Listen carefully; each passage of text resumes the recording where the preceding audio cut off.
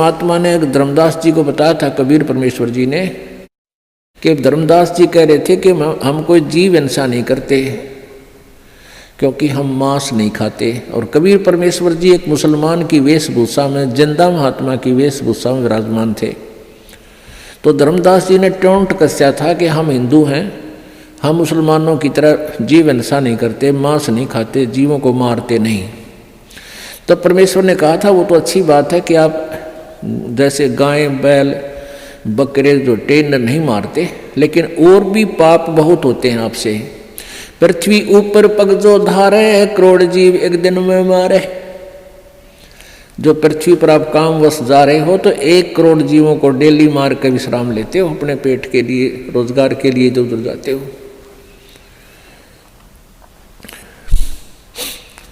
सत्य ब्राह्मण की है हत्या, जो चौका तुम देव नित्या। जो चूल्हा लीप के प्रतिदिन चूल्हे के आसपास पहले गोबर से लीपया करते, गार से, ये इतना क्षेत्र में जो तुम लिपाई करते हो तो इतना पाप है आपको। 70 ब्राह्मण मार दियो, ब्राह्मण माने भक्त। वैसे तो किसी भी जीव हिंसा कर दें, किसी मनुष्य की हत्या कर दें तो महापाप है, लेकिन भगत की हत्या करना और घोर पाप है। अब जैसे पोचा मारते हो आप जी प्रतिदिन, आजकल तो फिनाइल से लगाया जाता है। वो किस लिए लगाया जाता है कि वहाँ कीटाणु नाश कर दिए जाएं, वो कीटाणु मरे जो हानिकारक होते हैं। तो वो जब तक आप सतगुरु कबीर परमेश्वर जी की सत साधना पूरे संत से लेकर नहीं करते, नकली संतों से नहीं, जिनके पास ये सच्चा नाम हो जो दास देता है, तो तब तक आपके दोनों ही पुण्य और पाप भिन्न भिन्न लिखे जाएंगे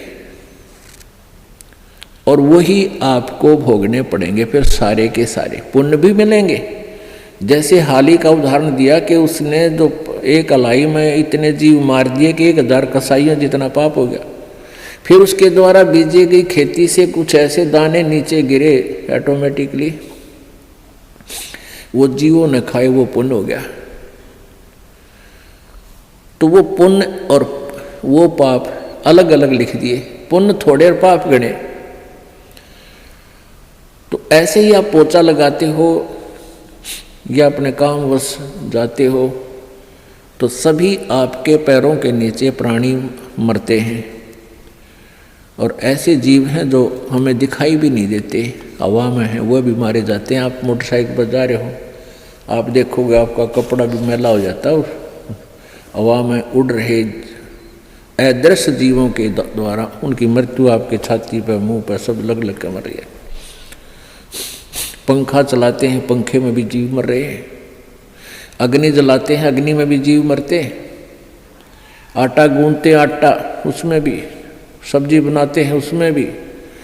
तो ये उन भक्तियों से ये समस्या हल नहीं हो सकती। परमेश्वर कबीर जी की भक्ति से आपके ऊपर क्या होगा कि ये जो